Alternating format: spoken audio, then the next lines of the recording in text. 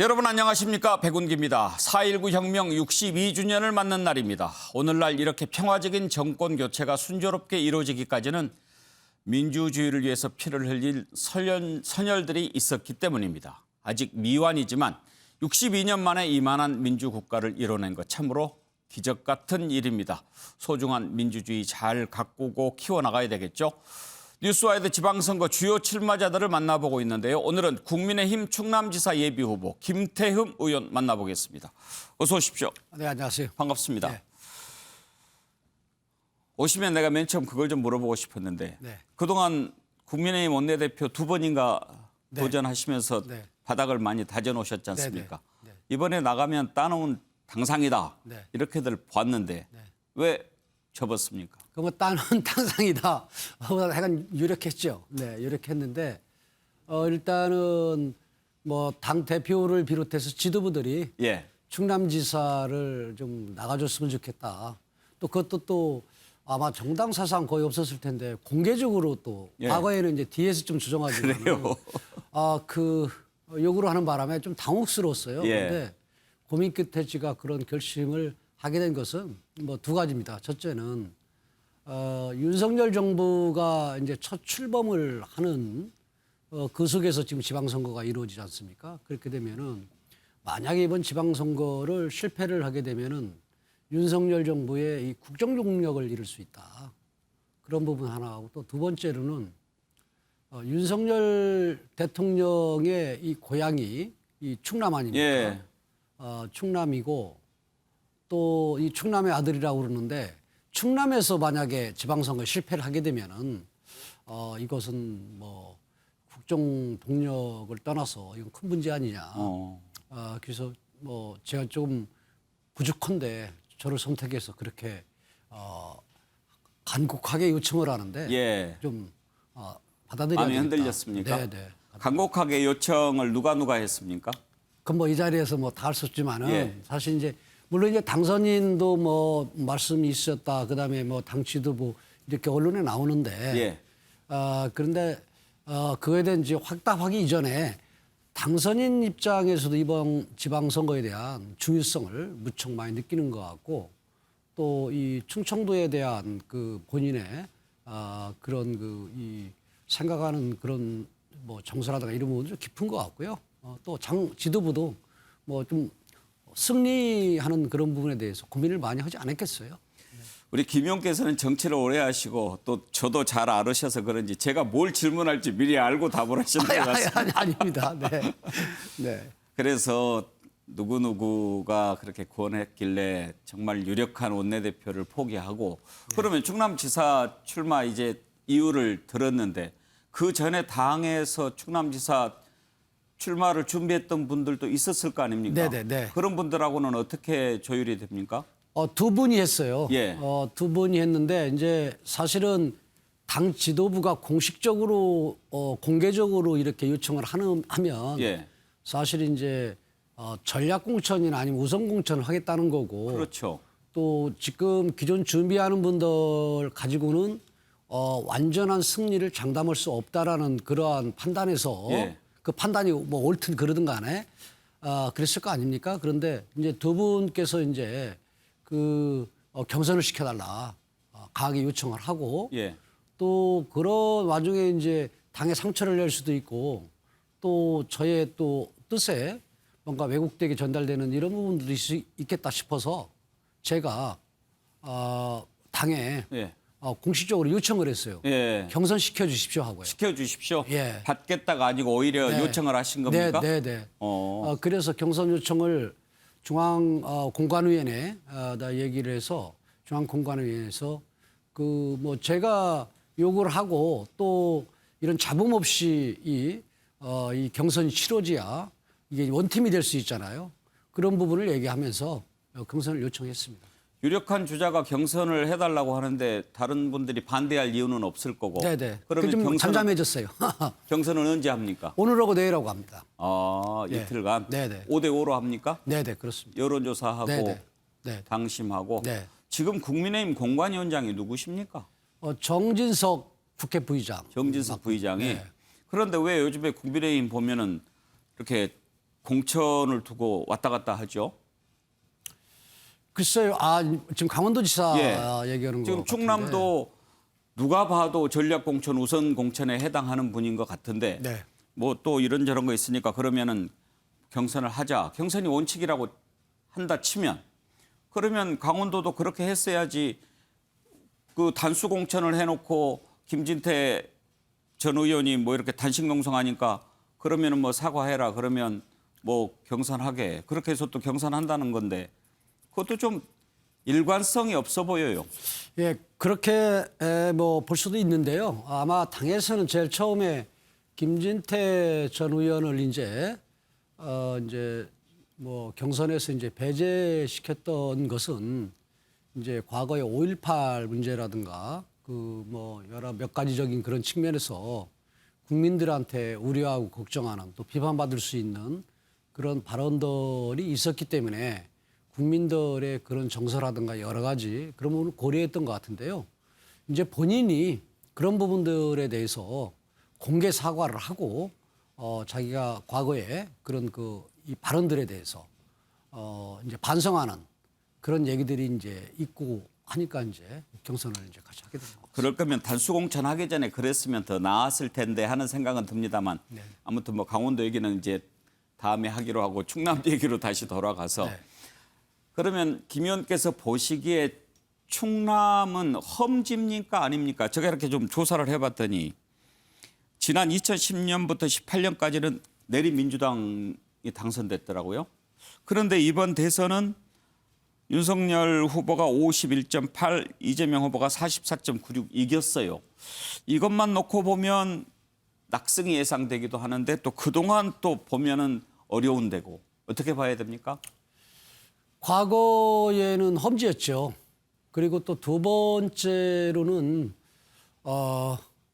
지금 말씀하신 것처럼 내리 이 도지사 선거에서 지방선거 3번을 저희가 진 거거든요. 예. 그래서 안희정 지사 2번, 예. 지금 현재 도지사는 양승조 도지사 1번, 3번을 졌고 예. 또 일단은 현직 도지사하고 또 이렇게 선거를 통해서 경쟁한다라는 것은 쉬운 일은 아니죠. 그렇죠. 네네. 현직 프리미엄이라는 게 네. 있으니까요. 그럼요. 네. 그 어려운 길을 택하신 건데 자신은 있으십니까? 저는 뭐 이 정치 인생 속에서 뭐 돌아가는 그런 부분도 없었고 또 뭐 이렇게 새길로 해서 가는 것도 없었고 그냥 건너뛰는 인생도 아니고 그냥 뭐 제가 이 소신 있게 뭐 정해졌다 그러면은 예. 확실히 가는 스타일인데 어. 그건 해볼 만합니다. 그래요. 네.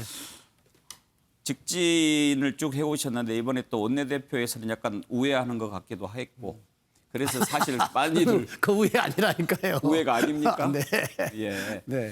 그건 그 선공 후사 또 선당 후사의 마음으로 간 거죠. 그렇게 이해하겠습니다. 아무튼 뭐 윤심 하는데 아무튼 그러면 후보가 된 다음에 이제 출마하기로 한 다음에 당선인하고 뭐 이렇게 통화를 하거나 뭐 이렇게 얘기를 나누는 것은 좀 있습니까?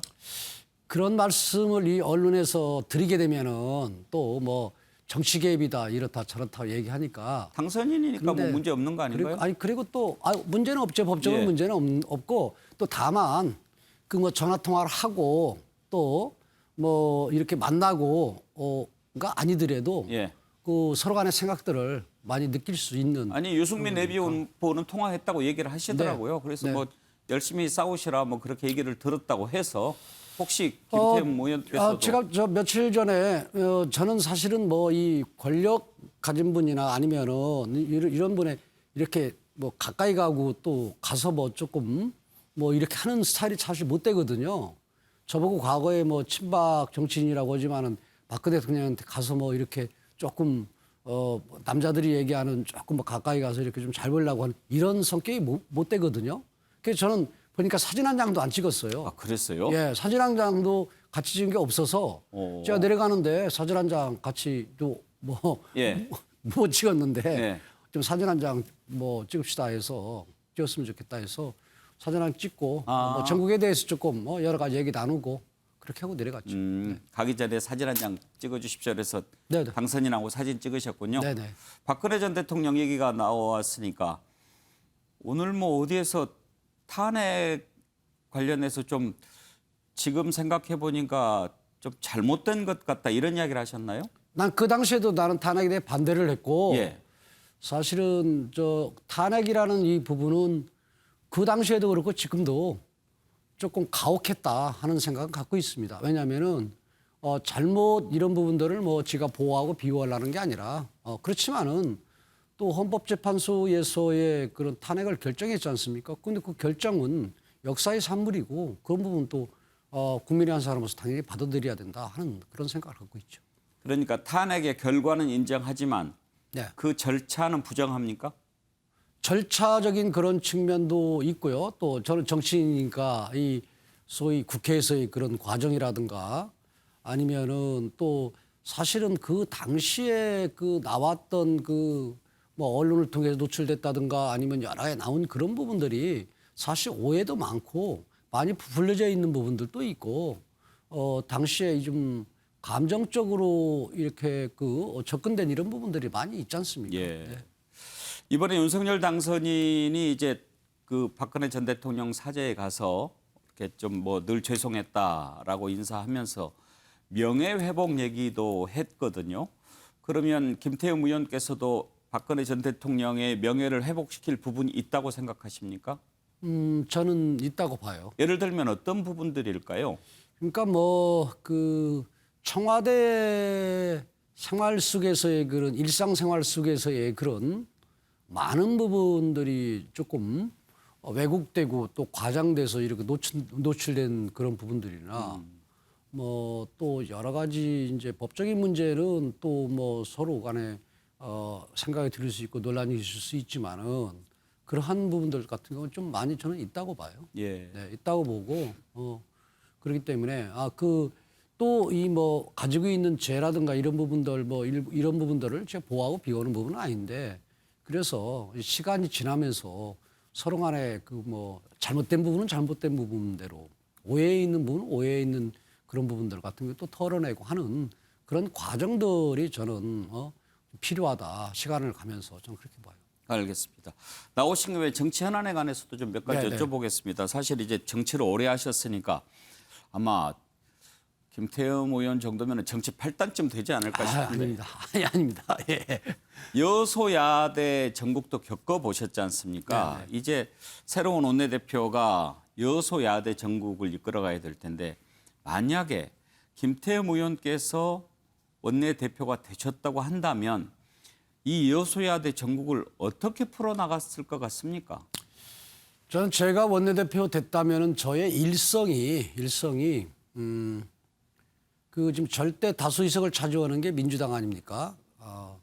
야당이라고 하더라도 그러면은 저는 일단 절대 다수 의석을 갖고 있는 민주당을 존중하겠다. 그리고 또 민주당의 입장에서는 정권 교체가 됐지만은 국회에서는 여전히 당신들이 여당이다. 여당이라는 것은 또 무거운 책임감을 갖고 모든 부분에 대해서 임해야 된다 하는 저는 그 두 가지적인 그런 측면을 먼저 얘기하고 그걸 기본으로 해서 협상을 해나가는 그런 과정을 저는 밟지 않을까 이런 생각인데요. 밟았을지 그래요. 않을까. 근데 참 협치가 지금 쉽지 않게 돼 있습니다. 네. 일단 내가 발표한 뒤로 민주당의 반발도 지금 만만치 않고 당장의 정호영 보건복지부 장관 후보자, 한동훈 법무부 장관 후보자 지명을 놓고 지금 이제 민주당이 반발을 많이 하고 있는데 정호영 장관 후보자 같은 경우에는 어떻게 풀어야겠습니까, 저걸? 이제 그 인사청문회라는 것은 이제 두 가지적인 측면을 보잖아요. 이 전문성과 이런 자질 그리고 두 번째로는 이제 도덕성 이런 부분들을 보는 게 인사청문회고 이 과정을 거쳐서 이제 소위 이제 임명을 하는 거지 않습니까? 근데 제가 볼 때는 이제 그 지금 청문회 전에 나오는 이러한 여러 가지 그런 부분들이 법적인 그런 부분들도 지금 뭐 정확히 지금 청문회 의원이 아니기 때문에 확실하게 얘기할 수는 없지만은 지금 여러 가지 그런 부분들이 지금 오해가 있는 부분도 있고 도덕적인 그런 부분들적인 측면은 좀 많이 있는 것 같아요. 그런 측면에서 저는 지금 뭐 이 위험수위에 좀 있다. 그리고 제가 뭐 직접 확인은 안 했지만은 당선인 입장에서도 여러 가지 뭐 숙고라든가 아니면은 무겁게 지금 이 여론에 대해서 생각하지 않겠어요? 예. 저는 윤석열 당선자께서는 그 문재인 대통령처럼 뭐 이렇게 내로남불이나 아니면 이런 형태의 그런 분은 저는 그런 부분은 저는 아니라고 봐요. 아닌 분으로 보거든요. 사실은 지금 좀 지나서 뭐 잊었겠지만 문재인 정권 같은 경우는 이런 여론이 있음에도 불구하고 또 이 채택이 청문회에서 되지 않은 그런 사람을 37명이나 임명했거든요. 다른 때하고 달리 좀 말씀을 주저주저하시는 것 같은데 아무래도 뭐 조심스러우시겠죠. 근데 청문회는 일단 가봐야 되겠다 아니면 청문회 전에 본인 스스로 결단을 내리는 게 당을 위해서 좋겠다. 어느 쪽이십니까? 제가 엄중하고 그다음에 숙고하는 거 아니냐 그러면은 그건 청문회 전을 얘기하지 않겠습니까? 예. 네. 알겠습니다. 하여튼 이제 건강 잘 챙기시고 네. 후보로 확정이 되면 또 한번 뵙도록 하죠. 네, 고맙습니다. 네, 고맙습니다. 네, 충남지사 국민의힘 예비후보 김태흠 의원 만나봤습니다.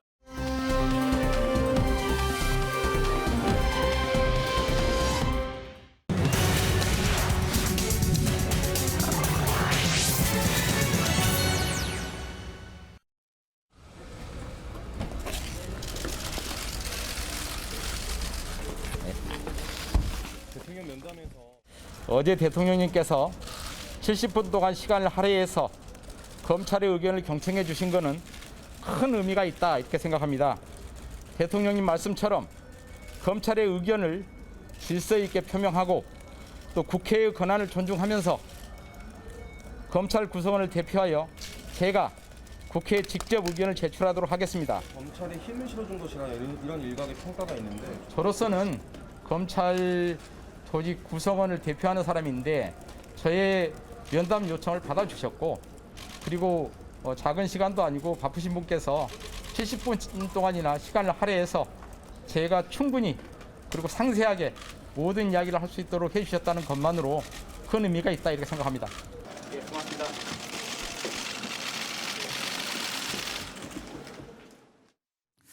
네, 김호수 검찰총장 어제 문재인 대통령과 무슨 얘기를 나눴을까요? 오늘 사의를 철회하고 업무에 복귀했다고 하는데요. 자, 먼저 이 내용 한번 살펴보겠습니다. 네 분 패널 함께합니다. 박원석 전 정의당 의원, 전재수 더불어민주당 의원, 김경진 전 국회의원, 장성철 대구 가톨릭대 특임교수 나오셨습니다. 어서 오십시오. 안녕하십니까. 네, 자 김호수 검찰총장 문재인 대통령 만나고 나서 얘기 들어봤는데요. 오늘 출근길에 한 내용을 다시 한번 또 들어보시죠. 검수완박 법안보다는 예를 들어서 검찰 수사의 공정성, 중립성 확보를 위한 특별법 같은 것을 국회에서 개정하는 방법도 있을 것 같고요. 예를 들자면 또 수사 자체의 공정성에 문제가 된다면 수사권자인 검찰총장, 고검장, 지검장 등을 국회에 출석시켜서 뭐 수사에 수사 중인 이유로 문제가 된다면 비공개를 전제로 국회 정부위원회처럼 비공개를 전제로 충분히 현안에 대해서 질의도 하시고 또 저희들의 답변도 한번 듣고 또 자료 제출도 받는 방법도 있을 것이라고 생각합니다. 자, 전재수 의원은 어제 문재인 대통령과 만나고 나서 입장이 좀 바뀐 것 같습니까? 어떻습니까? 세세한 이야기까지는 모르겠지만 저는 원론적인 수준에서 이야기가 왔다 갔다 했다라고 예상을 합니다. 왜 그러냐면 문재인 대통령의 수사 기소 분리에 대한 입장은 굉장히 명확하거든요. 예. 단 한 번도 이 부분에 대한 입장을 번복을 하시거나 그런 적이 없었기 때문에 다만 이제 수사 기소라는 큰 틀에서 이게 분리를 하고 그다음에 검찰에서 우려하는 부분들 좀 미세 조정을 통해 가지고 여야 사이에 좀 합의안이 만들어진다면 그 부분에 대해서는 좀 여지가 있지 않을까. 예. 다만 그 미세한 부분이 과연 어떤 부분인지 조금 전에 이제 김호수 검찰총장이 말씀을 하셨는데 저 내용들을 좀 추려서 세세한 부분들에 대한 어떤 조정이 이루어진다면 그 부분에 대해서는 좀 여야 사이에 협상이 가능하지 않을까 그런 느낌을 받습니다. 그런데 김경진 의원, 우리가 상식적으로 생각해 봤을 때 사의를 표명하고 이제 그만두겠다 했는데 대통령이 좀 봅시다 해서 갔잖아요. 얘기를 나누고 돌아와서 사의를 반려하니까, 사표를 반려하니까 다시 이제 본인도 철회하고 출근을 했어요. 그러면 뭔가 대통령하고 만나서 본인의 주장이 좀 받아들여졌다 이렇게 생각했기 때문에 그런 게 아닐까 이렇게 생각할 수 있잖아요. 그럴 수 있죠. 그런 것 같습니까 지금? 눈치가 그렇게 보이는데요. 아 그래요? 네. 그러면은 대통령이 검수완박 그것 처리하는 것 나도 긍정적으로 생각하지 않는다 이렇게 얘기했을까요? 추정컨대는 명확하게 그 얘기를 하지는 않았을 것 같아요. 예.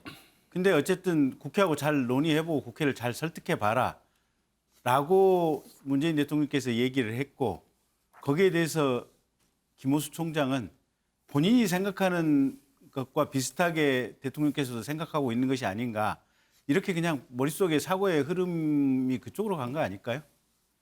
예. 당초 대통령 만나고 나왔을 때 문재인 대통령이 했던 말이 정확하게 이 부분에 대해서 찬성이다 반대다 이런 얘기가 없이 그냥 뭐 검찰 수사에 대해서도 좀 아쉬움도 있었고 또 개혁에 대해서 얘기했고 그렇기 때문에 양쪽의 해석이 좀 엇갈렸습니다. 그런데 오늘 박수현 청와대 국민소통수석이 오후에 한 방송에서 야당이 검수완박법을 문재인 대통령과 특정 대선 후보를 보호하려는 법으로 규정하는데 그런 것은 서로 지양했으면 좋겠다. 이렇게 얘기를 했습니다. 그리고 개혁 완수를 위한 절박함에서 시작이 된 것이고 결정적으로 이 워딩입니다. 문재인 대통령의 수사 기소권 분리 방향에는 변함이 없다. 이렇게 설명을 해줬기 때문에 박원석 의원 그러면 구체적으로는 얘기를 안 했지만 문재인 대통령이 김호수 총장한테 나는 뭐 여전히 수사 기소권 분리하는 입장이다 이렇게 얘기를 했다는 거 아니겠습니까? 네. 근데 수사 기소권 분리와 검수완박이 같은 건가요? 저는 좀 다른 거라고 생각하거든요. 문재인 대통령은 뭐 검찰 개혁론자고 또 이 정권 출범하면서 권력기관 개혁을 가장 중요한 국정개혁의 과제로 그중에도 검찰 개혁을 가장 중요한 국정개혁의 과제로 내세웠고 1단계 검찰 개혁을 진행을 했습니다. 물론 그 과정이 다소 매끄럽지는 않았지만 그리고 박수현 수석이 얘기한 대로 수사 기소 분리에 대해서 여전히 원칙적인 입장을 저는 갖고 계실 거라고 보고요. 다만 지금 검수완박이라는 이름 하에 민주당이 국회에서 추진하는 법안의 내용 그리고 추진 방식에 대해서는 좀 우려스러운 부분이 있죠. 예. 아마 대통령께서도 우회적이지만 그런 우려를 특히 국민을 위한 개혁이 돼야 된다 이런 표현을 한 거는 그런 우려를 저는 우회적으로 표현했다고 보고 가급적이면 그 일방 처리 혹은 뭐 강행 처리가 아니고 국민의 공감대 위에 여야 합의를 통해서 처리되는 게 가장 바람직하지 않겠습니까? 그럴 수 있는 내용적인 조정의 여지가 전 전혀 없다고 생각하지 않아요. 예. 오늘 오전에 정의당의 배진교 원내대표 제안으로 여야 원내대표, 4당 원내대표가 만났는데 그 자리에서 권성동 국민의힘 원내대표가 얘기를 한 걸 보면 물론 그게 지금 뭐 다급해서 하는 얘기인지 진심인지는 모르겠으나 수사 기소 분리의 방향은 원칙적으로 맞다. 자기도 동의한다.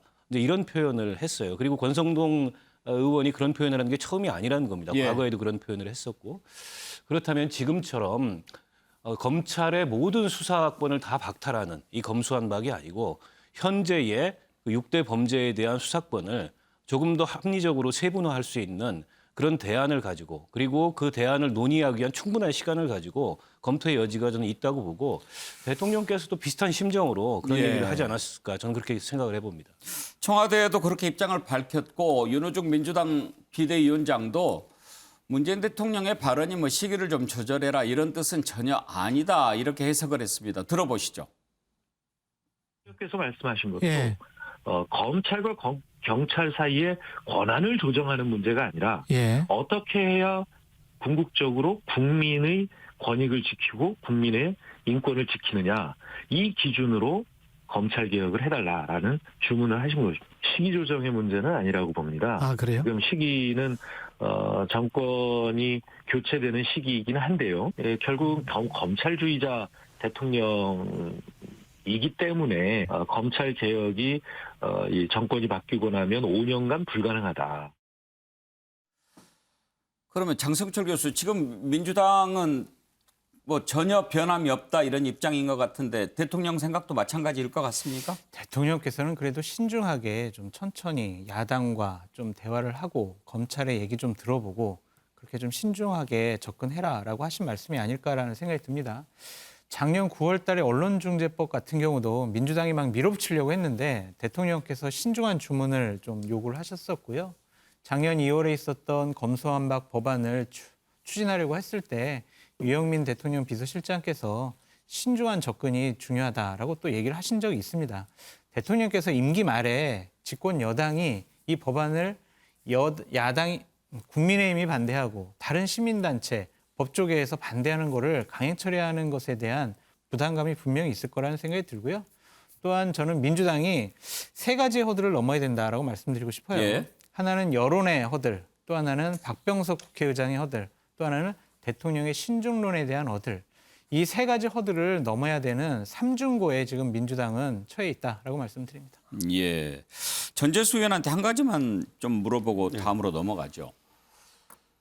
지금 민주당이 이 시점에 이 법안을 꼭 처리해야 되는 결정적인 이유가 뭡니까?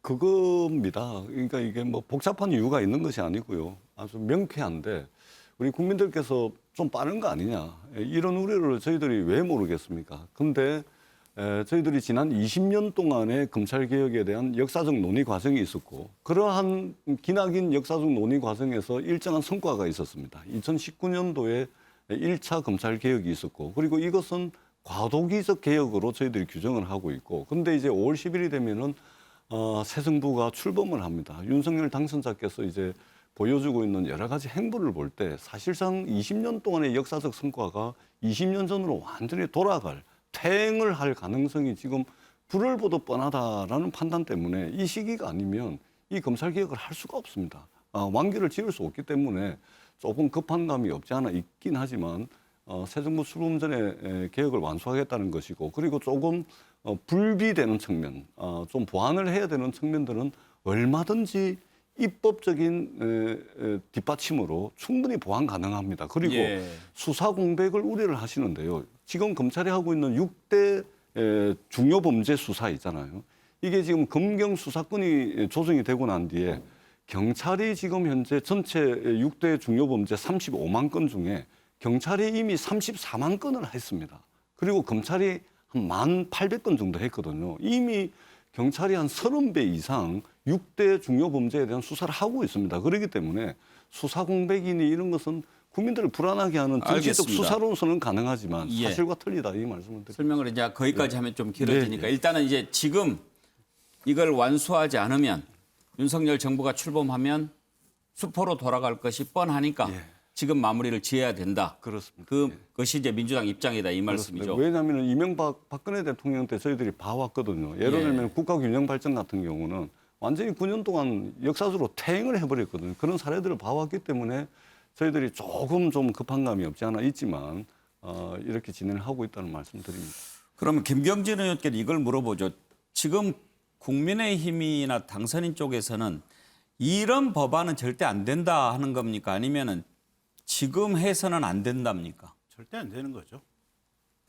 이 법안 자체가 아니 당장에 지금 검찰에서 이재명 후보, 그러니까 전 후보겠죠. 지금 뭐 민주당의 고문이 됐든 유력 정치인에 대한 수사를 검찰 수사를 3개월 동안 하다가 이제 경찰로 다시 넘기라는 거 아니겠어요? 옛날에도요. 정권이 가령 정치 권력이 유력자에 대해서 수사를 하는데 수사를 방해하고 싶으면 수사 담당자를 6개월에 한 번씩 바꿔버리면 돼요. 인사를 통해서. 수사하다가 새 담당자가 오잖아요. 그러면 요 사건의 내용이나 증거관계 파악하는데 2달 걸립니다. 그리고 수사 시작해서 한 2-3달 있다가 또 바뀌어버리는 거예요. 그러면 그냥 사건이 실질적으로 그렇게 한 2년, 1, 2년 하면 그냥 공중으로 날아가거든요. 이재명 민주당 고문에 대한 사건 수사 요걸로 해서 그냥 없애버리려고 하는 술책이다. 지금 이렇게 보고 있고 특히 민주당이 지금 지난번에 그 남부지검에 증권범죄합동수사부 그 없앴지 않습니까? 그때 뭐 이런저런 민주당 인사들에 대해서 얘기들이 꽤 나왔었잖아요. 그러니까 당장에 그냥 증권범죄합동수사부 추미애 장관이 없애서 그냥 공중 분해시키면서 사건이 그냥 어디로 갔는지 지금 없어져 버린 요 상태가 된 거 아니에요, 보면.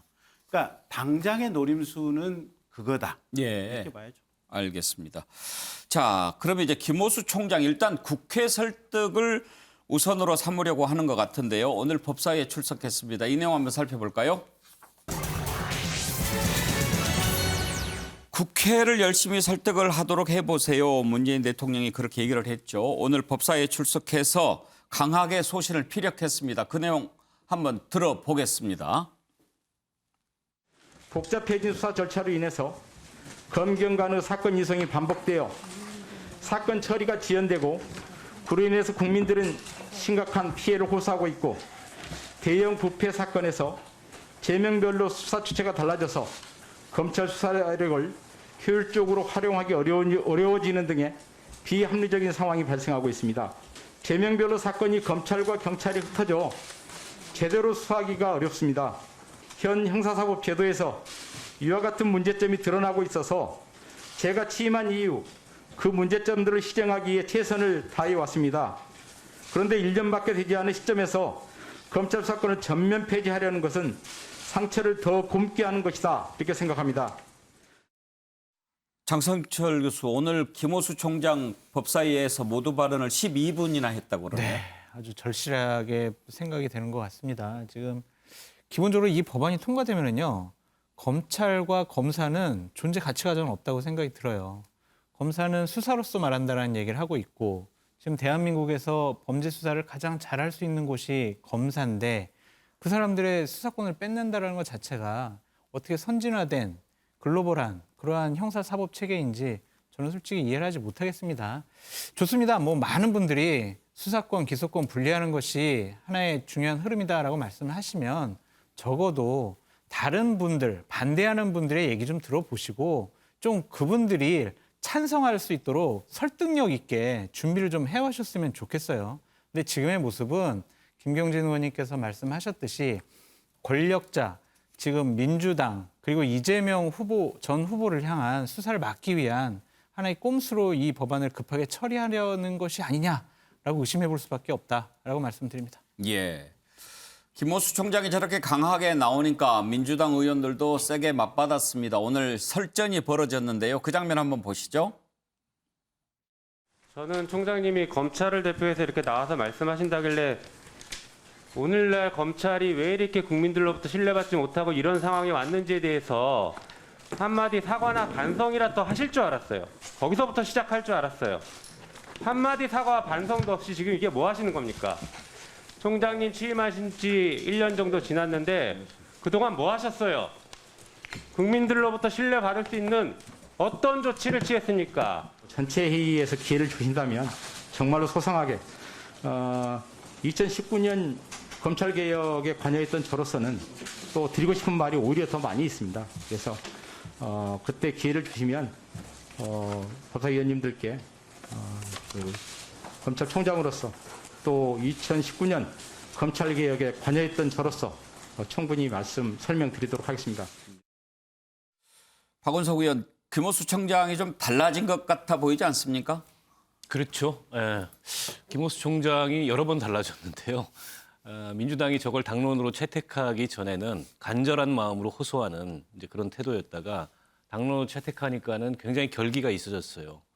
그래서 급기야 이제 사직서까지 내던졌는데 어제 대통령 면담을 하고 나서 어쨌든 대통령께서 국회를 최대한 설득하고 검찰의 의견을 소상히 설명하라 이런 말씀이 있어서 그런지 조금 더 차분해진 것 같고 모르겠습니다. 이제 결과적으로 검찰이 저는 의견 표명을 당연히 이해관계자니까 해야 된다고 보고 할 수 있다고 보는데 근데 한편으로 우려스러운 건 지금 연일 그 각급 단위 검사장 뭐 회의 또 평검사 회의 하면서 일종의 이제 집단 행동을 하고 있는데 그게 여론에 과연 그다지 그렇게 좋은 모습으로 바람직한 행동으로 비춰질 거에 대해서는 걱정되는 점이 있어요. 그래서 검찰도 자기 의견을 개진하더라도 좀 그 국회도 설득하고 국민도 설득할 수 있도록 차분한 방식으로 대응을 했으면 좋겠고 김호수 총장도 좀 차분함을 계속 유지를 했으면 좋겠습니다. 예. 근데 이제 문제의 핵심은 저런 거죠. 민주당이 일방적으로 지금 뭐 전재수 의원님께서는 부득이한 상황이다라고 이제 표현을 하시지만 어쨌든 밀어붙이고 있는 거 아니에요, 보면. 니들이 뭐라고 해도 상관없다. 근데 특히 이제 직접 당사자인 검찰의 얘기뿐만 아니라 뭐 뒤에 이 화면이 나올지 모르겠지만 법원 행정처장도 나와서 그 얘기를 한 거 아니에요, 보면. 우리 법원 입장에서 봐도 너무나 우려스럽다라고 얘기하는데 그것은 말든 상관없이 지금 가겠다고 하는 거 아니에요. 예, 지금 어제 검사들 고검장 회의 열었고 오늘은 또 평검사 회의를 열어서 대책을 논의한다고 하지요. 인수위도 반대하는 입장을 내놨는데 어제 고검장 회의를 마친 조정토 강주 고검장 발언 그리고 인수위 발언을 한번 잇따라 들어보시죠. 발의된 법안은 오랜 동안 우리 사회를 지탱해온 형사사법 시스템과 그 안에 있는 사람들, 사법경찰, 검찰 수사관, 검사의 존재 이유와 역할에 대한 고민과 성찰이 빠져 있습니다. 국민들이 경찰 수사에 대해서 피해를 호소해도 검찰은 더 이상 할 수 있는 게 없습니다. 결국 힘없는 서민들만 피해를 보게 될까 매우 걱정이 됩니다. 법안이 시행되면 범죄자는 두 팔 뻗고 자겠지만 피해자는 눈물과 한숨으로 잠 못 이루게 될 겁니다. 검수완박법은 사법부조차 처음 들어봤다고 말할 정도의 위헌적 법안으로 정당성도 정합성도 없을 뿐만 아니라 그 피해는 힘없는 국민에게 오롯이 돌아갈 것입니다. 차기 정부의 국정을 온전히 인계해야 할 책무가 있는 민주당 정권의 입법 폭주 행태는 이사를 앞두고 살던 집 대들보를 훼손하는 것과 같은 사실상 새 정부 국정 운영을 방해하는 행위입니다. 예, 지금 저런 얘기들이 나왔습니다. 전재수 의원. 예. 이제 민주당 입장 그리고 민주당 지지자들은 또 강하게 찬성할지 모릅니다만 일단 뭐 힘없는 국민들, 서민들 피해가 커질 것이다 이런 얘기가 계속 나오지 않습니까? 지금 여론조사를 보면 지금 처리하는 것에 대해서 찬성하는 것보다는 반대하는 여론이 좀 더 높은 걸로 나옵니다. 그러면 지방선거를 앞두고 있는 상황에서 이렇게 밀어붙였을 때 혹시라도 불리한 요소로 작용할 수도 있을 텐데 그럼에도 불구하고 이거는 처리해야 된다고 생각합니까? 그러니까 일단은 여론조사를 먼저 좀 말씀을 드리자면 여론조사 질문 내용에 무슨 박탈이죠? 검찰의 검찰 수사권 완전 박탈. 검수완박. 예. 검수완박. 이렇게 질문을 하면은 하면은 이제 반대하는 반대가 여론이 높게 높고. 나오고. 그다음에 여론조사 문항에 예. 수사권과 기소권을 분리하는 검찰개혁. 예. 이렇게 하면은 또 찬성이 찬성률이 높게 더 나오고. 높습니다. 예. 그렇기 때문에 우리 국민들께서 이제 이 법률적 용어라든지 굉장히 복잡하잖아요. 그래서 아마 어감에 따라서 좀 여론조사 결과는 왔다 갔다 하고 있고 특히 수사 기소 분리라고 물었을 때는 찬성 비율이 더 높습니다. 그런 여론조사도 있다라는 말씀을 드리고 그다음에 또 하나 이제 범죄자들이 발 뻗고 산다. 그렇지가 않습니다. 지금 있잖아요. 대한민국의 형사사법 절차 중에 내사, 수사, 기소, 구형, 공판 그다음에 독점적인 영장 청구권까지 검사가 한 손에 다 쥐고 있습니다. 그러면은 돈 있고 빽 있고 권력 있는 범죄자들이 이 자기가 만약에 걸렸을 때 이 검사가 이 한 손에 다 쥐고 있기 때문에 이 검사와 특별한 관계에 있는 또는 인연이 있는 전직 검사 출신의 변호사를 사건 수임료 많이 줘가지고 해버리면 이 하나만 어떻게 하면 빠져나갑니다. 그런데 있잖아요. 수사권과 기소권을 분리해가지고 경찰이 수사를 하고 기소를 이제 검찰이 하게 되면 돈 있고 빽 있고 이런 권력자가 이 두 군데를 해야 되는 겁니다. 기본적으로 빠져나가려면 두 군데를 어떻게 해야 빠져나갈 수가 있는 것이거든요. 그렇기 때문에 기본적으로 수사 기소를 분리하는 것은 글로벌 스탠다드고 세계 표준일 뿐만 아니고 그리고 더 나아가서는 수사는 경찰이 하고 기소는 검찰이 하고 결국 혜택은 국민들이 보게 돼 있습니다. 예. 수사의 효율성 측면에서만 보면 모든 걸 다 틀어지고 앉아가지고 수사를 하는 게 효율적 측면이 있겠죠. 그러나 국민들의 기본권, 그다음에 인권 침해가 있었는지 없었는지 또는 제대로 된 수사를 했는지 먼지털이식 수사는 없었는지 이런 국민의 기본권 차원에서 보면은 수사와 기소를 전 세계적으로 분리하고 있는 이유가 있는 겁니다. 그것은 국민의 기본권을 더 잘 보장하기 위한 제도적 방안이거든요. 그런 측면에서 좀 바라볼 필요가 있겠다. 예. 그리고 지방선거에서 민주당이 지금 여론상으로는 그렇게 불리한 것으로 보여지지는 않고요. 설사 조금 불리하다 하더라도 이게 20년간의 역사적 성과가 있는데 이것을 완전히 20년 전으로 돌아가는 이런 역사적 퇴행만큼은 막아야 되겠다라는 그런 절박함이 민주당 내에도 분명히 있습니다. 김경진 의원 반론을 좀 들어봐야 되겠죠? 이게 이 모든 게 노무현 전 대통령 돌아가신 서거에서부터 출발된 거거든요. 문재인 대통령께서는 노무현 대통령께서 그런 극단적인 선택을 하신 거는 검찰이 타살을 했다라고 하는 그 생각을 가지고 계세요. 그러면서 어떻게든지 간에 이 검찰 권력을 찢어 없애버려야겠다라고 하는 것이 본인 아마 필생의 목표신 것 같고, 근데 노무현 대통령께서 그런 극단적인 선택을 했는데 그게 그럼 그런 사실 자체가 없었습니까?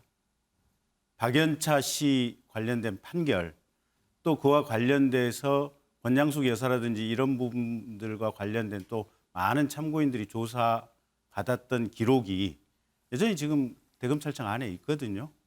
그러니까 그런 어떤 잘못된 인식과 철학에서 이 부분이 지금 출발을 했었고, 두 번째, 세계적인 해외 입법례는 일본, 미국, 독일, 프랑스 전 세계의 대부분의 국가에서 검찰이 수사권도 가지고 있고 공소 제기도 하고 있고 하는 것이 세계적인 어떤 보편적인 지금 추세고, 세 번째는 민주당 정권에서 2020년도에 이제 검경 수사권 조정하고 공수처를 발족시켰는데 예. 그리고 나서 추미애 장관, 박범계 장관 들어왔을 때 과연 무슨 장관 하나 또는 전현직 국회의원 하나 제대로 뇌물죄로 뭐 이런저런 범죄로 수사를 해서 처단한 사례가 있는지, 저는 이게 피해자가 우는 게 아니고요.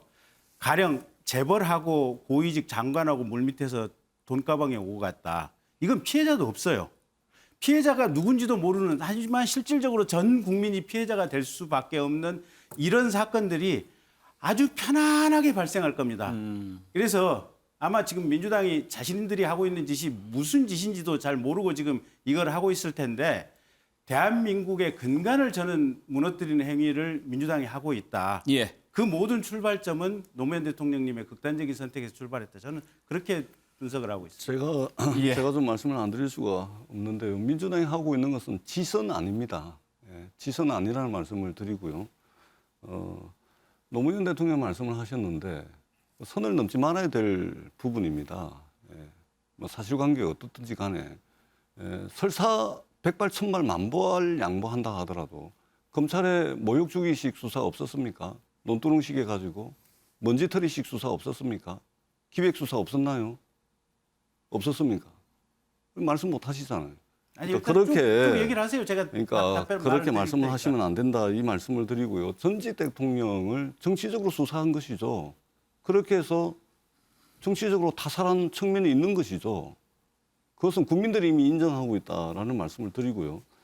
대부분의 국가에서 수사 기소 권한을 가지고 있는 사람이 수사를 하고 독점적인 영장 청구권을 가지고 있는 사람이 수사를 하고 이런 나라가 거의 없습니다. 지금 우리 김경진 의원님께서 사실관계를 이제 잘못해서 말씀을 드리는데, 예로 들면 도쿄 특수부 말씀을 많이 하시는데 도쿄 특수부가 수사 권한을 가지고 있습니다.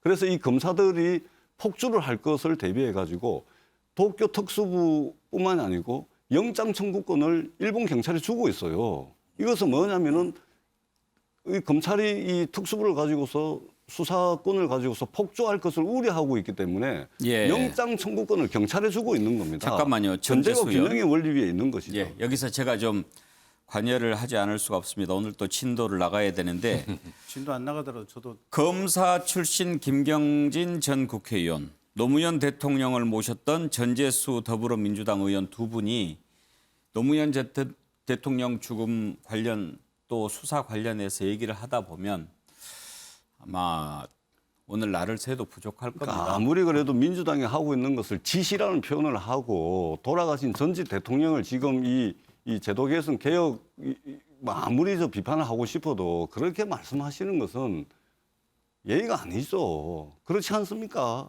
균형을 위해서 저도 김경진 하는 의원께 얘기하는 발언 기회를 한번 드리고 다음으로 넘어가겠습니다. 전체적으로 네. 이런 거죠. 그러니까 이명박 대통령이 집권하고 나서 노무현 대통령에 대한 뭔가 비위를 잡고 싶어서 박텐바는 어쨌든 국세청 조사국을 동원해서 노무현 대통령과 관련된 여러 가지 자료를 지금 잡아냈고 그걸 국세청 조사국에서 검찰로 넘겼죠. 근데 제가 검사를 할 때 항상 하는 것은 뭐냐면 자, 이 사건이 어떤 범죄가 뇌물 사건이 됐던 어떤 뭐 불법 정치 자금이 됐던 이 사건의 정보가 어디서 왔는지 따지지 않는다. 이 사건의 정보가 오게 된 정치적인 배경이나 동기도 따지지 않는다. 분명한 것은 이 행위가 있으면 거기에 적합한 조사와 기소 그리고 최종적으로 법원의 판결을 지켜본다. 이게 검사와 검찰의 논리였습니다. 네. 자, 그러니까 얼마나 많은 국민들이 노무현 대통령 돌아갔을 때 함께 슬퍼하고 눈물을 흘렸습니까? 아니, 저도 울었어요. 그런데 그런 식으로 아무리 다른 예를 드시더라도 전직 대통령 서거 문제 정치검사 몇몇이 그렇게 한 거 아닙니까? 그렇기 아니, 때문에 근데 국민들이 분노했고 분노한 국세청에서 국민들이 자료가 슬퍼하고 넘어오면 눈물을 그걸 흘렸던 거 검찰에서 아닙니까? 어떡하란 말입니까? 예. 그렇게 말씀을 하시는 건 오늘은 또 선을 여기까지 지키세요. 하는 걸로 예. 예, 두 선은 분이 지키셔야죠. 예, 양해해 주십시오. 자, 제가 중간에서 이렇게 조정을 하지 않으면 좀 힘들어질 수 있습니다. 그리고 노무현 전 대통령 관련 발언을 아마 다른 분한테 했어도 이런 반발이 있을 수는 있는데 노무현 전 대통령을 아주 가까이서 모셨던 전재수 의원이 바로 옆에 있지 않습니까? 예, 그런 부분도 좀 감안하겠습니다. 예. 감안을 예. 하는데 예. 어쨌든 이 문제는 어느 시점에선가는 분명히 대한민국 국민과 대한민국의 역사가들이 이 점이 만약에 제가 볼 때 민주당 법 통과시킬 것 같고 문재인 대통령 거부권 행사 안 할 것 같은데 분명하게 역사적으로 우리가 한번 이 문제는 분석하고 넘어가야 될 지점입니다. 예. 다시 한번 제가 분명히 말씀드리는데 선은 넘지 마십시오. 선 넘을 거 없습니다. 세상 만사 있잖아요. 다 준만큼 돌아오게 돼 있습니다. 그렇게 예. 말씀하시면 노무현 대통령의 죽음에 대해서 분노하고 숱하게 많은 국민들이 함께하고 눈물 흘렸던 그것에 대한 모욕입니다. 저도 울었습니다. 어느 정도껏 하세요. 저도 울었습니다. 울은 분이 그렇게 말씀을 하세요. 그 울음과 그 사건의 본질과 그러니까 사실관계 사례를 들더라도 이거는 또 다른 문제입니다. 많은 국민들이 공감을 할 수 네. 있는 그 사례를 드셔야지 어떻게 돌아가신 전 제가 대통령에 대해서 그렇게 가까스로 말씀하시는 진정을 겁니까? 시켰는데 또 두 분 또 시작합니다. 그만하시죠. 네, 다음으로 넘어가겠습니다. 정호영 보건복지부 장관 후보자 해명에도 불구하고 논란이 가라앉지 않고 있습니다. 언제까지 버틸 수 있을까요? 당선인 측의 변화가 좀 감지되기도 합니다만은 먼저 오늘 출근길의 정호영 후보자의 발언 한번 들어보시죠.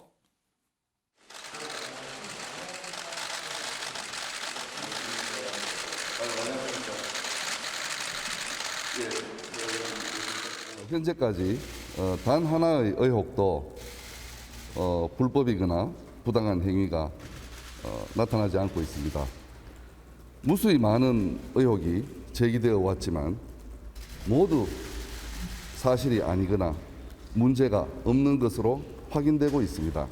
저는 교육부 감사를 적극 환영하며 한시라도 빨리 조사가 진행되기를 희망합니다. 필요하다면 저도 직접 조사를 받고 적극적으로 협조하겠습니다. 예, 감사합니다. 일단 해명됐다, 해명을 했다, 어느 정도 밝혀졌다. 이게 오늘 아침 입장입니다. 그러면서도 청년들 박탈감을 느꼈다면 미안하다 이런 입장도 밝혔습니다. 한번 들어보실까요? 2030 청년들이 좀 공정성에 대해서 많은 박탈감을 느끼고 있다고 하는데 네. 이에 대해서 2030 청년들에게 2030 청년들에게는 대단히 송구스럽게 생각합니다. 그런 점에서 박탈감을 느꼈다면은 거기에 대해서는 뭐라고 참 드릴 말씀이 없습니다. 그렇지만은 저희들도 그 이공계 학부에서 그렇게 열심히 성인이 된 본인들이 자기 앞으로의 진로에 대해서 열심히 노력하였던 점을 그 점도 좀 헤아려 주시면 감사합니다. 그것이 본인들의 그러한 노력에도 불구하고 이렇게 또 상처를 받는 것에 대해서 저는 또 아버지로서 이루 말할 수 없이 자식들에게는 또 미안할 따름입니다. 예. 감사합니다. 예. 장성철 교수. 지금 정호영 후보자는 일단 청문회까지 가서 한번 좀 검증을 받아보고 싶다 이런 입장인데 어떻게 생각하십니까? 저는 청문회까지 가야 될 사안들인가라는 좀 생각이 있어요. 본인은 다 해명이 됐다고 말씀을 하시지만 법적으로 문제가 없다라는 거죠. 하지만 법을 넘어선 도덕, 윤리, 공정, 상식 이 부분에서는 어느 것도 해명이 되지 않았다라고 말씀드리고 싶습니다. 지금 인수위 측이나 당선인 측에서도 어느 정도 좀 한 발 거리 두기 하는 것이 아니냐라는 좀 생각이 드는 부분이 있습니다. 부정의 팩트에 도덕성도 포함이 된다라고 인수위 측에서는 밝혔고요. 오늘 한 얘기로 보면 정호영 지금 후보자랑 윤석열 당선인은 40년 지기가 아니다 이런 얘기까지 나왔거든요. 그렇다면 이 부분은 인수위 측에서도 정호영 후보자에 대해서는 좀 보호하는 것이 어렵지 않겠느냐라는 뜻으로 읽혀집니다. 예.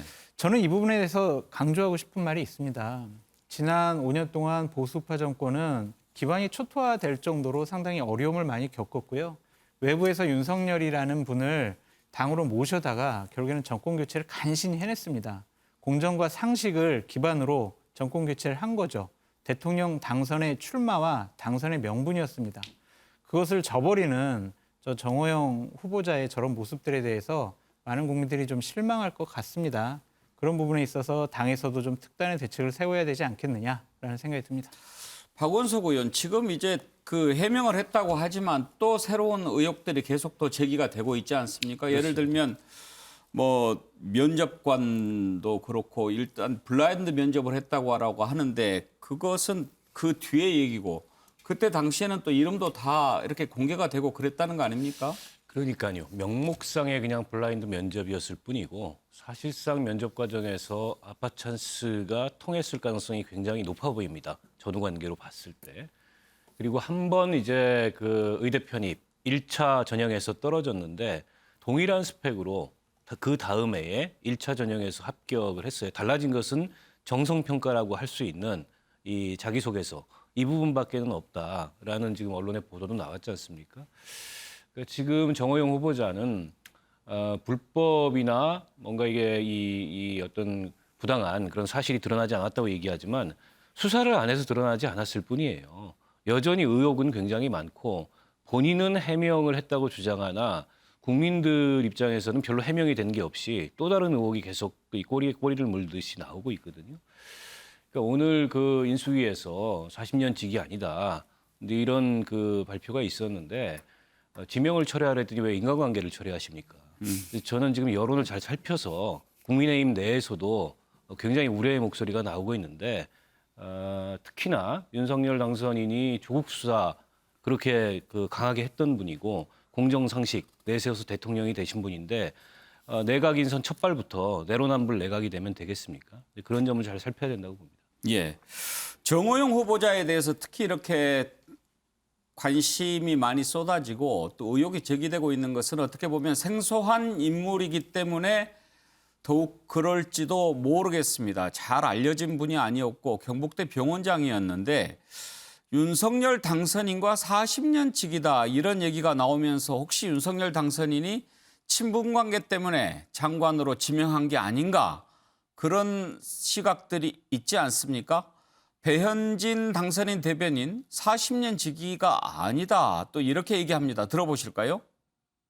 40년 직이라는 그 표현이 여러 곳에서 인용돼서 보도되는 것을 저희도 많이 봤는데 이 두 분은 각자 그 서울과 대구에서 학창 시절을 보냈고 또 검사와 의사로 각자의 아주 바쁜 그 전문 분야에서 활동해 오신 분들입니다.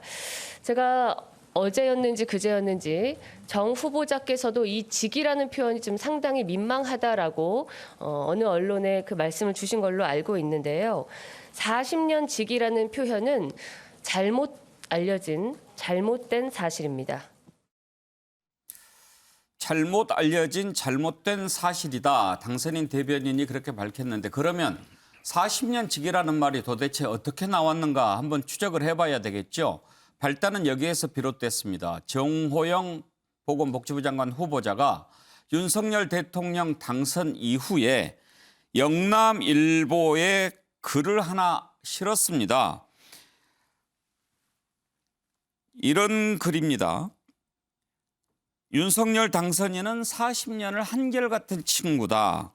어릴 적부터 식사라도 할 때면 늘 먼저 계산을 하려고 했다. 초임 검사 시절에는 공무원 봉급을 받아가면서도 주변에는 아낌없이 베풀던 모습이 아직도 기억난다. 그러면서도 서울중앙지검장 시절에는 밥을 한번 사려고 했더니 자기 몫은 이미 계산을 해놨더라. 그만큼 공과 사에 대한 구분도 잘 됐던 친구다. 이렇게 칭찬을 한 겁니다.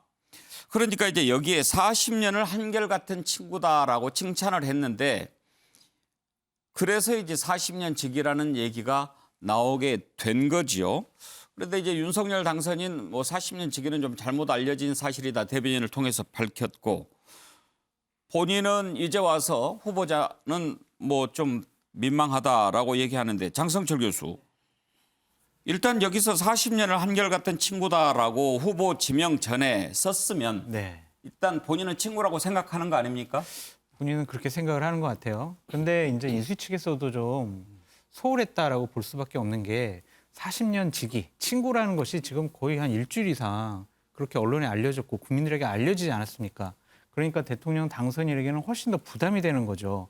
여러 가지 도덕적인 의혹이 나오고 있는데도 불구하고 감싸고 부정의 팩트만 확인해야 된다라고 말씀하신 거는 결국에는 내가 40년 동안 내 친구니까 내 친구를 감싸줘야지 그런 의혹까지 받잖아요. 그런 비판까지 받으면서까지 해명이 오늘 나왔다는 것은 좀 민수위 측이나 대변인 측에서 좀 이를 소홀하게 처리한 것이 아니냐라고 비판할 수밖에 없습니다. 박원석 의원, 그리고 만약에 정말 40년 직이라고 한다면 당선인이 이렇게 장관을 맡아달라고 했을 때 오히려 좀 고사하는 게 더 당선인을 위해서 좋은 모습이 아니었을까 그런 얘기도 나오고 또 당선인의 아주 가까운 초등학교 친구인가요? 당선되자마자 이제 5년 뒤에 보자 이렇게 하고 또 연락을 이제 안 하겠다 그런 친구도 있다는 거 아닙니까? 친구도 친구 나름이죠. 그런 친구도 있는 반면에 친구 덕을 좀 보고 싶어하는 친구도 있는 것 같고요. 어찌됐건 간에 40년 직위가 그 정호영 후보자의 일방적인 주장이든 사실과 좀 다른 내용이든 어쨌든 지금 국민들은 그렇게 많이 인식을 하고 있어요. 계속 언론 보도도 그런 식으로 나왔고 그리고 지금 와서 40년 직위가 아니고 그냥 아는 사람 정도였다. 부정하는 게 중요한 게 아니고 정호영 후보자가 받고 있는 의혹이 조국 전 장관 사태에 기시감이 들 정도로 굉장히 유사한 측면이 있습니다. 심지어 해명도 유사해요. 아비로서 마음이 아프다. 그래서 저는 국민의힘도 이 문제를 감쌀 문제가 아니다.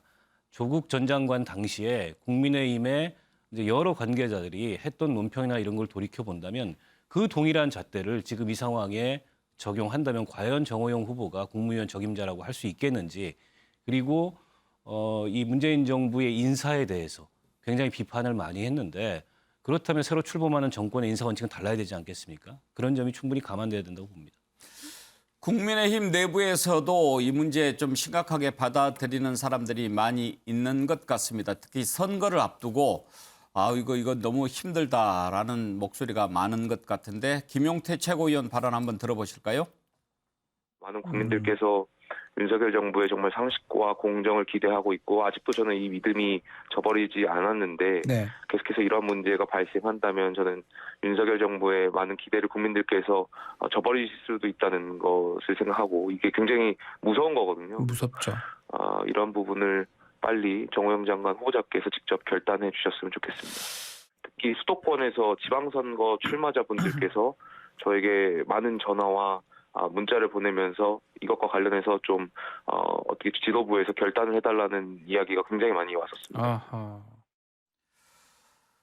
김종인 전 비대위원장도 우려의 목소리를 전했습니다. 들어보시죠. 조금 전에 말씀드린 대로 예. 이 정치적인 판단을 갖다가 꼭 무슨 법률적인 잣대만 가지고서 판단을 해가지고서는 그건 항상 실패할 수밖에 없어요. 물론 본인으로서는 이 장관이라는 자리가 굉장히 명예스럽고 생각하지만 대국적인 기원제에서 볼 것 같으면 새로운 정부가 탄생하는데 나로 인해서 여러 가지 장애가 된다 할 것 같으면 본인 스스로가 용기를 내서 판단을 하는 것이 현명한 판단이라고 난 봐요. 윤석열 당선인 스타일이 아니 뭐 잘못한 게 없는 게 죄진 게 없는데 왜 그만두냐라고 강행할 경우에 그러면은 과거 정권에서 하던 짓이나 뭐 별 차이가 없다고 보는 거죠. 그러니까 일반 국민의 정서에 그게 맞느냐 안 맞느냐를 판단을 해야지. 그냥 일방적인 생각만 가지고서 밀어붙일 것 같으면 과거나 다른 게 뭐가 있다고 생각하겠어요. 예, 자 김종인 위원장 그러면 과거와 다를 게 뭐가 있느냐 이런 분위기를 감지한 듯 오늘 당선인 대변인 그동안 법만 가지고 얘기했는데 이제 도덕적인 부분도 좀 들여다보고 있다라고 전했는데 한번 들어보시죠. 부정의 팩트가 확실히 있어야지 않나 하는 생각을 당선인께서 말씀을 하셨습니다. 국민들 상식에 맞지 않는 위법적인 행위가 있었는지도 아마 질문하실 거 아닙니까? 지금까지 해명한 바로는 전혀 없기 때문에 사례가 다르다라고 저희는 판단을 하고 있고요. 다만 당선인께서는 부정한 팩트라고 이야기를 하셨던 것이 법적인 어떤 그 책임을 넘어서 도덕성까지 더 한 차원 높은 차원에서 국민의 눈높이에 맞지 않는 사안이 혹은 있는지 없는지에 대해서 언론과 국민과 함께 지켜보고 있다라는 말씀을 다시 한번 드리겠고요. 도덕적인 측면도 김경진 의원 혹시 그러면 조금 변화가 좀 있는 것 같습니까? 글쎄요. 단어와 문장 속에서 변화의 뉘앙스가 상당히 느껴지는데요. 근데 뭐 저도 지금 이제 뭐 수도권에 있는 지방선거 출마자들 격려 차원에서 가서 좀 만나고 있거든요. 그분들은 되게 마음이 급하세요. 그래서 저 문제 좀 빨리 해결해 달라라고 하는 말씀을 저에게도 많이 하시더라고요. 그러니까 당선인도 똑같은 얘기를 듣지 않으셨겠어요. 그러니까 아마 그런 상황의 맥락 속에서 아마 저런 문장과 단어의 변화가 좀 있지 않나 그렇게 생각을 해봅니다. 김경진 의원은 정호영 후보자 문제가 없는 것 같습니까? 있는 것 같습니까? 일단 뭐 저기 척추 이게 허리 아프다고 하는 것은 국회에서 뭐 병원 지정해 주면 거기 가서 검사 받겠다고 당당하게 얘기를 하시니까 그 부분은 병원에서 검사를 받아보면 될 것 같고요. 그 다음에 면접하는 부분은 뭐 그냥 무작위였기 때문에 상관없었다. 그 부분도 이름 또 그럴싸하게 들리더라고요.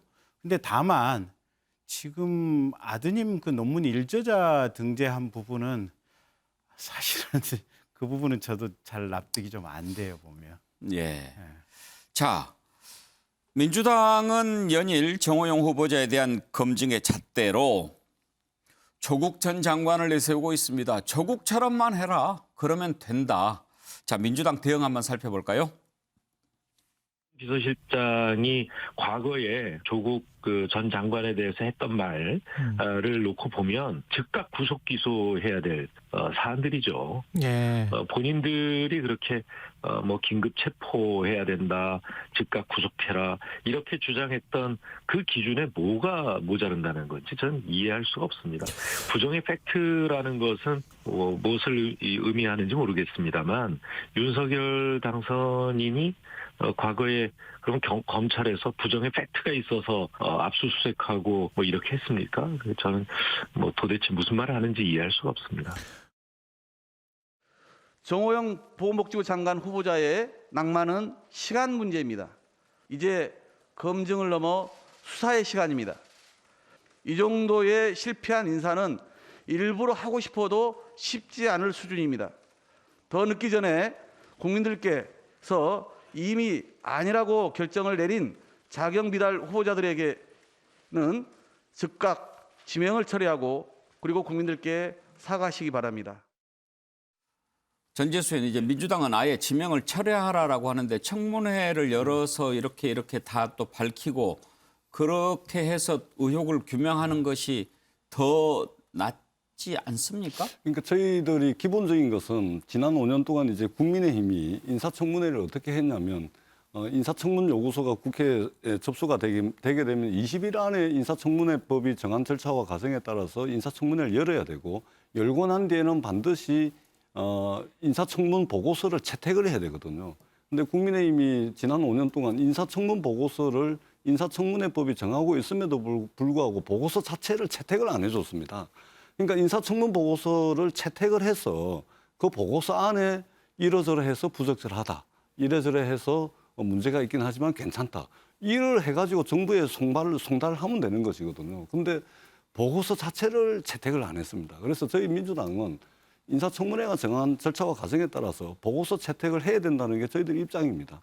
근데 그럴 만한 사안이 있고 그렇지 않은 사안이 있는데 정호영 후보자는 인사청문회가 사실상 하기 어려운 정도로 지금 이 상태에서 설사 보건복지부 장관으로 취임을 한다 하더라도 보건복지부 장관으로서 업무 수행이 불가능할 정도로 이미 나가버렸습니다. 그렇기 때문에 이것은 지명을 했던 윤석열 당선자께서 후보에게 미루지 말고 내정자에게 미루지 말고 지명을 철회하는 것이 이제 맞다라는 말씀을 드리고 한 가지만 덧붙이자면 조국 전 장관이 법무부 장관에 내정이 됐을 때 내정이 되자마자 사모펀드 의혹이 나왔습니다. 그리고 연이어서 입시 비리와 관련된 의혹들이 나왔거든요. 그러고 난 뒤에 검찰이 압수수색을 합니다. 압수수색을 하는데 기자들이 이런 의혹 정도 가지고서 압수수색하는 게 과하지 않냐라고 검찰에 이제 물으니까 검찰이 그때 뭐라고 답변을 하냐면 공적 관심 사항이다.